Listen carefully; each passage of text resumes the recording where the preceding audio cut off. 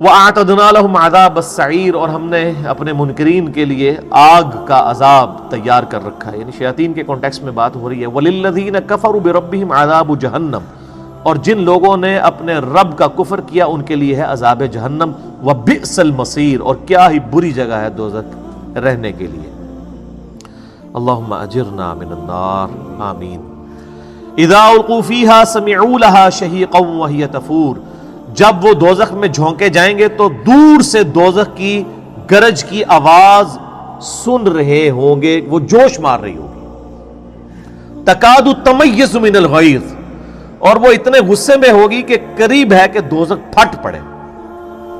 کلما القی فیہا فوج، جب کبھی بھی کسی گروہ کو ڈالا جائے گا دوزخ میں، سألہم خزنتہا الم یأتکم نذیر، تو دوزخ کا داروغہ پوچھے گا اوے تمہیں کوئی پیغمبر نہیں آیا جو تو ڈراتا آج کے دن سے، دوزخ تک پہنچ گئے ہو۔ سورہ قاف میں تو یہاں تک آتا ہے نا کہ ہم دوزخ کو جب بھریں گے تو دوزخ کہے گی یا اللہ اور خوراک دے مجھے، یعنی جس طرح ایک وحشی قسم کا آپ سمجھ لیں ریچھ ہو یا ایک بھوکا بھیڑیا ہو، اس کے سامنے آپ بکری ڈالیں چھوٹی سی، وہ کہے گا اور، تو یہ وہ نقشہ اللہ نے کھینچا ہے کہ دوزخ جو ہے وہ چنگھاڑ رہی ہوگی اور قریب ہے کہ غصے سے پھٹ پڑے، یعنی وہ ظاہر ہے کہ دوزخ کی ذمہ داری یہ ہے کہ اللہ کے مجرموں کو پکڑنا ہے، تو وہ اپنا غصہ بھی نکالے گی۔ تو اللہ تعالیٰ فرماتا ہے کہ جب کبھی کسی قوم کو داخل کیا جائے گا دوزخ میں تو دوزخ کے داروغہ پوچھیں گے کہ کیا تمہارے پاس کوئی ڈر سنانے والا نہیں آیا تھا، یعنی کوئی پیغمبر۔ قرآن پاک کی ڈاکٹرائن میں ٹوٹل گفتگو پیغمبروں کے گرد گھومتی ہے۔ یہ بزرگ بابے یہ تو ہم لوگوں نے بعد میں بنا لیے نا، اور وہ بھی بنائے کیا ہیں، اپنے اپنے بنائے ہوئے ہیں۔ پیغمبر سانجا ہے۔ قرآن آپ جہاں سے ہی پڑھ کے دیکھیں نا، دوزخ کا ذکر آئے گا تو فرشتے کیا پوچھ رہے ہوں گے، کوئی پیغمبر آیا تھا تمہارے پاس؟ بابا جی نہیں، پیغمبر۔ پورے کا پورا دین پیغمبروں کے ساتھ چلتا ہے۔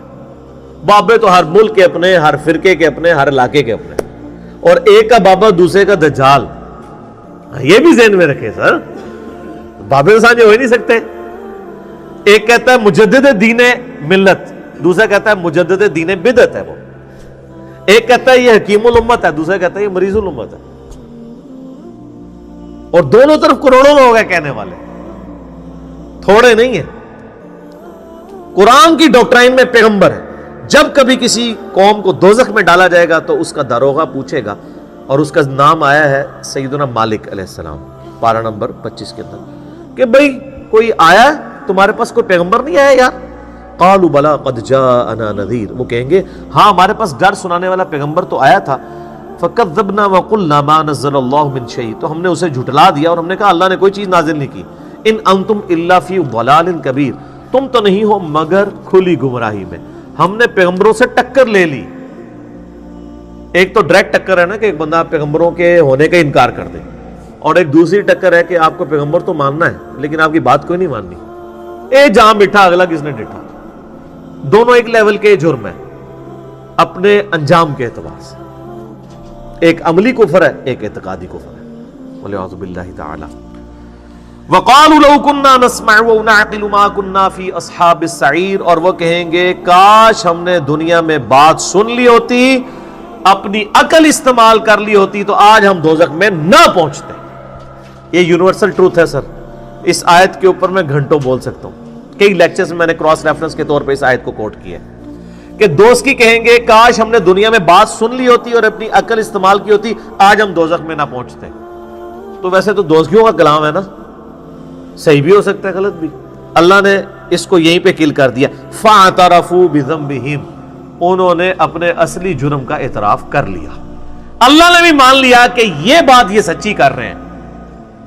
ویسے تو ہو سکتا تھا نا کوئی شخص یہ کہتا کہ نہیں وہ، یہاں تو لوگ کہتے ہیں نا عقل دے جڑے نا وہ عشق دے چلے نمبر لے گئے، عقل والے ہیں انجے ہی عمرہ گالیاں۔ قرآن بالکل الٹ بات کر رہا ہے، قرآن کہہ رہا ہے عقل والے نمبر لے گئے جنہوں نے اپنی عقل استعمال کی۔ وہ پھر ظاہر ہے وہ عقل تو استعمال نہیں کرنی، پھر وہ کبھی ہم ان کو قرآن کی آیت سنائیں گے، کوئی حدیث سنائیں گے، وہ کہیں گے جی وہ جناب بلے شاہ نے نچ کے مرشد بنایا سی، کبھی کہہ دیں گے علم بس کریو یار۔ حالانکہ پیغمبروں کی وراثت کیا ہے؟ علم۔ انما یخشی اللہ من عبادہ العلماء، اللہ کی خشیت اور معرفت اہل علم کو ہے۔ نبی علیہ السلام نے قرآن میں جو دعا آئی ہے اللہ سے کیا مانگی ہے؟ اللہ میرے عشق میں، میرے وجدان میں، میری بزرگی میں اضافہ کر دے، رب زدنی علما۔ یہ علم کو نگیٹ کرنا، علم کی توہین کرنا جو تصوف کے ہاں پائی جاتی ہے، بابوں کے ماننے والوں میں پائی جاتی ہے، اس کے پیچھے اصل میں انٹینشن یہ ہے کہ ان کو پتا ہے کہ علم کی فیلڈ میں تو ہم بالکل ہی جعلی ہیں، تو اس کا الٹیمیٹلی ہمارے پاس سولوشن یہ ہے کہ علم و بس کرنی ہو یار، ماتی مار دو، جب علم ہی نہیں ہوگا تو پھر بات ہی ختم ہو جائے گی، پچ ہی کھود دو۔ لیکن قرآن میں کیا لکھا ہوا ہے؟ علم علم علم۔ قل هل يستوي الذين يعلمون والذين لا يعلمون انما يتذكر اولو الالباب۔ اے نبی علیہ السلام فرما دو کہ علم والے اور بغیر علم والے برابر نہیں ہو سکتے، نصیحت تو نہیں حاصل کرتے مگر علم والے، عقل استعمال کرنے والے۔ قرآن کی ڈاکٹرائن الگ ہے، اور ہمیں جو سب کانٹیننٹ میں دین بگاڑ کے پیش کیا گیا وہ الگ ہے۔ قرآن تو کہتا ہے عقل استعمال کرنی ہے، بات سننی ہے۔ یہاں لوگ کیا کہتے ہیں جی دوسرے کی بات نہیں سننی، آپ گمراہ ہو جاؤ گے۔ اللہ تعالیٰ فرما رہا ہے، اور کافروں نے بھی یہی کیا تھا، وقال الذین کفروا لا تسمعوا لهذا القرآن، کافر کہتے ہیں اس قرآن کو مت سنا کرو، والغوا فیہ لعلکم تغلبون، اور جب قرآن کوئی پڑھ رہا ہو نا شور مچا دیا کرو، اس کے علاوہ کوئی اور ذریعہ نہیں کہ تم غالب آ سکو۔ اچھا پھر اللہ تعالیٰ سورہ الانعام میں فرماتا ہے انما یستجیب الذین یسمعون، حق بات تو صرف وہ لوگ قبول کرتے ہیں جو بات سن لیتے ہیں، والموتى یبعثهم اللہ ثم الیہ یرجعون، اور جو مردے ہیں وہ تو قیامت والے دن ہی اٹھیں گے۔ جو دنیا میں بات نہیں سنتا اللہ نے کہا ہے وہ مردہ ہے، آپ کہتے ہیں زندہ ہے، اللہ کہتا ہے وہ مردہ ہے، جو بات سنتا نہیں ہے، کیونکہ سنے گا تو کان میں پڑے گی تو بات پھر آگے چلے گی نا۔ یہاں ہر بندے نے اپنا فریم آف ریفرنس سیٹ کیا ہوا ہے کہ جی یہ بات کریں گے، اے ساڈے نال گل نہیں کرنی جی، تسی اس موجود میں گل سننے سے بھی تیار نہیں ہے۔ تو یہی تو کافر بھی کرتے تھے۔ اور آپ دیکھ لیں اللہ نے فرمایا دوستیوں کا اصل جرم کیا ہے؟ وَقَالُوا لَوْ كُنَّا نَسْمَعُ أَوْ نَعْقِلُ، کاش ہم نے دنیا میں بات سنی ہوتی، عقل استعمال کی ہوتی، آج ہم دوزخ میں نہ ہوتے۔ فَاعْتَرَفُوا بِذَنبِهِمْ، انہوں نے اعتراف کیا ہے اپنے اصلی جرم کا۔ فَسُحْقًا لِأَصْحَابِ السَّعِيرِ، لیکن پھٹکار ہو ان دوستیوں کے اوپر۔ اچھا آپ اعتراف کر دیے تو اللہ تعالیٰ کہ یار ایک چانس ہے ہوں واپس ٹور جاؤ، نہ، چانس ختم ہونا چاہیے نا، چلو اعتراف کر لیا ہے اور سمجھ لگ گئی ہے۔ اس لیے میں کہتا ہوں سر دنیا کا سب سے خطرناک جوا جو ہے نا یہ زندگی ہے، ادھر اس کے تو چانس ہی کوئی نہیں ہے، جو ہار گیا وہ ہار گیا، جو جیت گیا وہ جیت گیا۔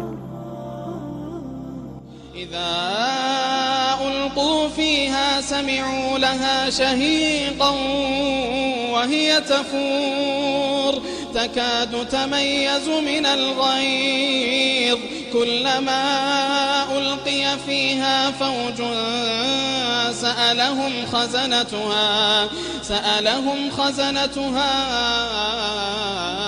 ألم يأتكم نذير